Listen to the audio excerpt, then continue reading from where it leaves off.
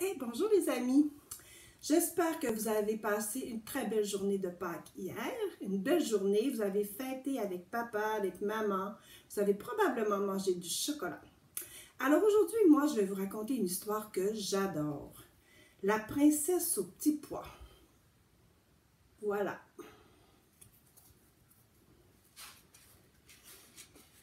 Il était une fois un fort beau prince.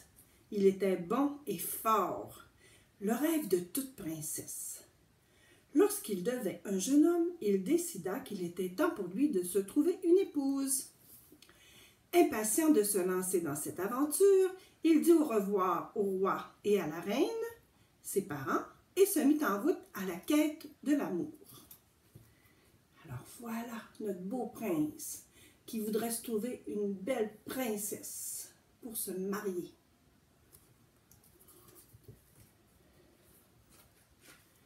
Il rencontra tout d'abord la princesse Pénélope. Avec ses splendides cheveux roux et son teint de porcelaine, on aurait dit une poupée. Et si on jouait au tennis? Ou si on montait à cheval? Oh oui, tiens, faisons une partie de tennis, décida-t-elle. Toute la journée, la princesse ne s'intéressa qu'à elle. Le prince ne tarda donc pas à reprendre la route. Plus tard, il fit la connaissance de la princesse Maude. Elle fut assez aimable pour lui demander comment il allait. Mais ils ne trouvèrent rapidement plus grand-chose à se dire. Maude semblait avoir autant de centres d'intérêt que de conversation. Le prince s'ennuyait tellement qu'il décida de prendre congé d'elle, donc de s'en aller. Alors je vous montre les deux princesses. Celle-là, c'est la princesse Pénélope et celle-là, c'est la princesse Maude. Mais le prince, il ne trouve pas que ça pourrait être des bonnes épouses. Lorsque le prince vit la princesse Anastasia, il eut le coup de foudre.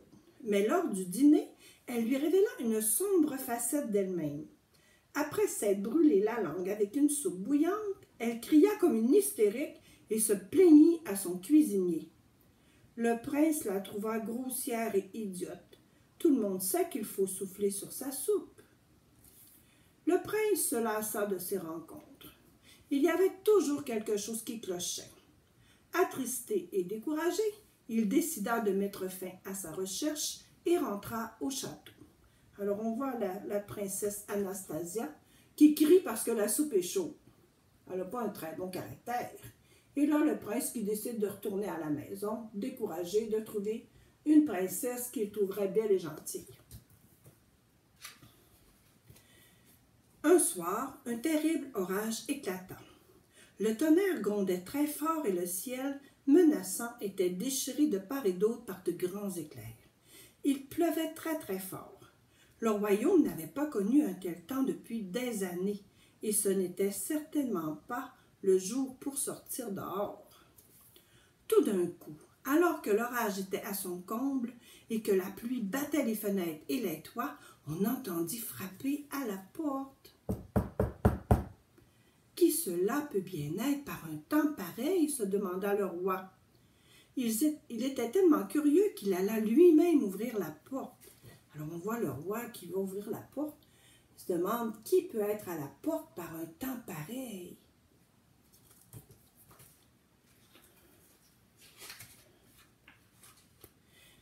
Une fille se tenait debout sous la pluie, trempée jusqu'aux os. Ses cheveux ruisselants lui collaient au visage. Ses vêtements semblaient l'indisposer et lorsqu'elle remua les pieds, de l'eau s'échappa de ses chaussures. Elle était belle à voir. Regardez la petite madame là, qui est toute qui a froid, qui est sous la pluie. C'est elle qui a cogné à la porte du château. « Ravie de vous rencontrer, dit-elle au roi en s'inclinant.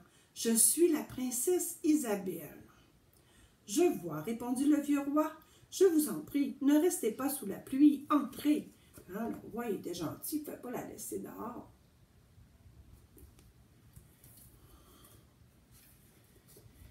Le roi dit à son épouse que la fille prétendait être une princesse. C'était facile à dire, mais était-ce vrai?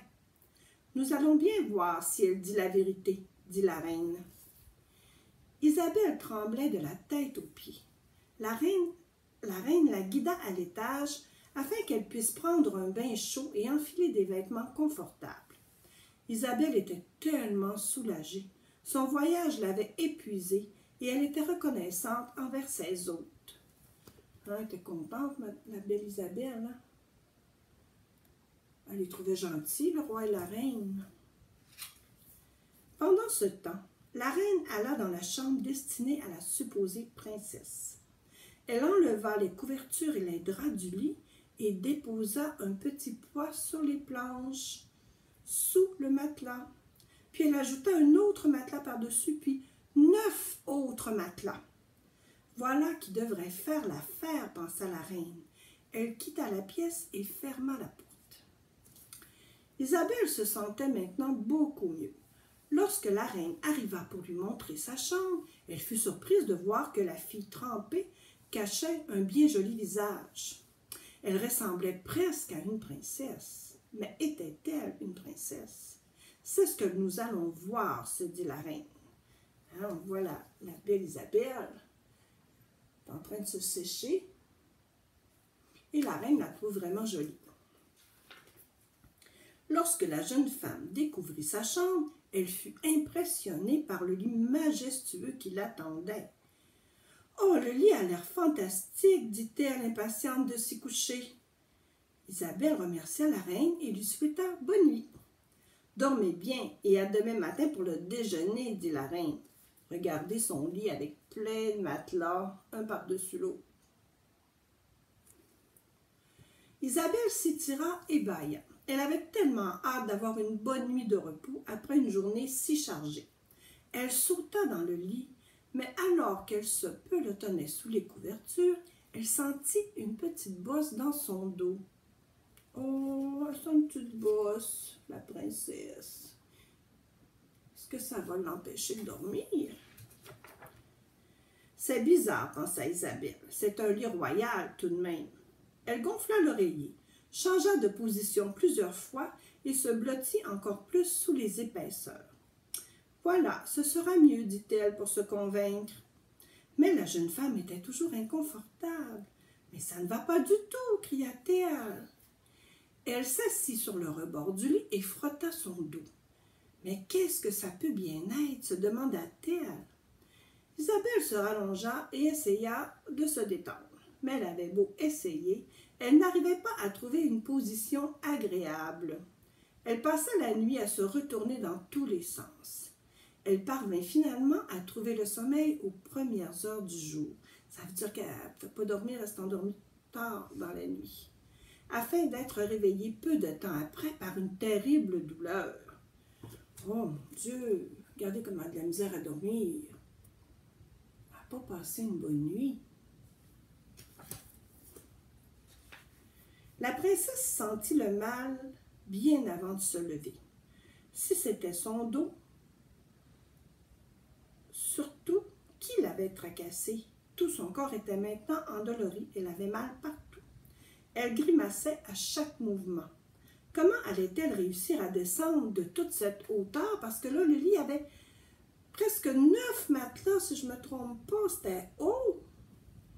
Non sans peine, Isabelle réussit à sortir du grand lit. Lorsqu'elle aperçut son reflet dans le miroir, elle tomba des nues. Toute son agitation de la nuit avait mis un sérieux désordre dans ses cheveux et ses yeux étaient gonflés de fatigue. Mais elle savait que ses hôtes l'attendaient. Elle enleva sa chemise de nuit, brossa ses cheveux, puis se résolut à sortir de la chambre. Regardez comment il était haut son lit. Puis là, elle trouve qu'elle n'a pas bien dormi. Hein? Elle a peigné ses cheveux quand même. Puis elle dit, je vais aller déjeuner quand même, parce que le roi et la reine m'attendent. Lorsqu'Isabelle s'assit à la table, la reine remarqua les traits tirés de la jeune femme. « Avez-vous bien dormi? » lui demanda-t-elle. Isabelle ne voulait pas avouer au roi et à la reine combien sa nuit avait été horrible. Ils avaient été si gentils, mais mentir était bien pire. Alors elle confessa. « Je suis désolée, ma reine, mais je dois dire que j'ai rarement aussi mal dormi. Quelque chose de dur m'a gênée toute la nuit et ce matin, j'ai mal partout. » À sa surprise, la reine sourit. Il n'y a qu'une vraie princesse pour qui puisse sentir le petit pois que j'ai disposé sous les 10 matelas. Il y avait 10 matelas finalement du lit, jubila la reine. Seule une princesse fait preuve d'autant de délicatesse. Plus tard, Isabelle rencontra le prince. Ce dernier découvrit avec soulagement qu'elle ne ressemblait en rien à toutes celles qu'il avait rencontrées. La princesse trouva en lui l'homme le plus beau et le plus gentil qu'elle n'eût jamais connu. Ils tombèrent amoureux l'un de l'autre et ne tardèrent pas à se marier.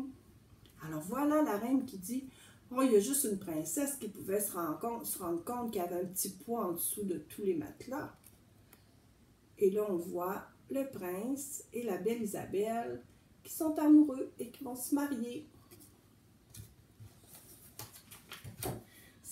Le petit pois fut exposé dans un musée.